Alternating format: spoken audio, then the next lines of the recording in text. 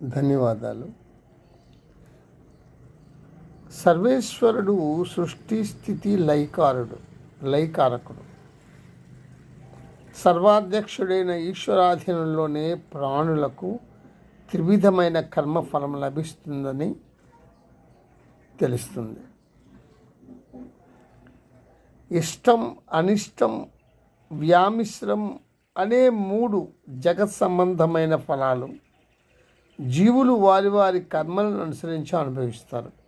ఇది ఈశ్వర నిర్ణయం ప్రకారమే జరుగుతుంది.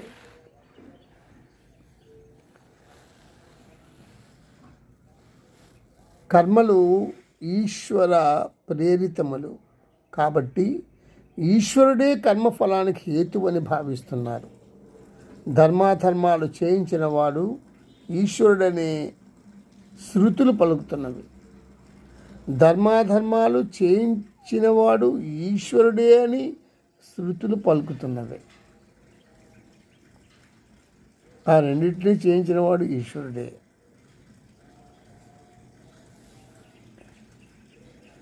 కర్మాపేక్ష వల్లనైనా అపూర్వాపేక్ష వల్లనైనా కర్మఫలాన్ని ఇచ్చేవాడు పరమాత్మయే. భగవద్గీతలో కూడా ఇదే విషయాన్ని చెప్పడం జరిగింది.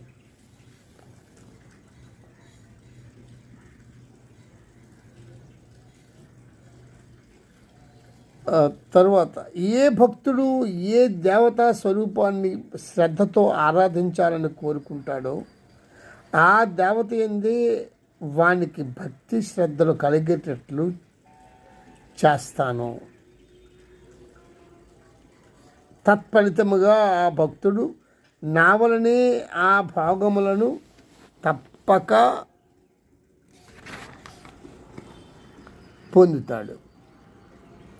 భగవంతుడు మానవ ప్రయత్నాన్ని బట్టి ఫలాన్ని సమకూరుస్తాడని ఈ విధంగా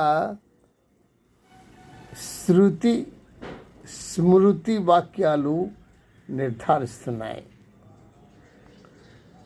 ఇది బ్రహ్మసూత్రాలలో చాలా స్పష్టంగా చెప్పబడి ఉంది. అది మీకు చదివి వినిపించాను. అందుచేత అంతా చేయించేది ఆ పరమేశ్వరుడే. ఉంటా.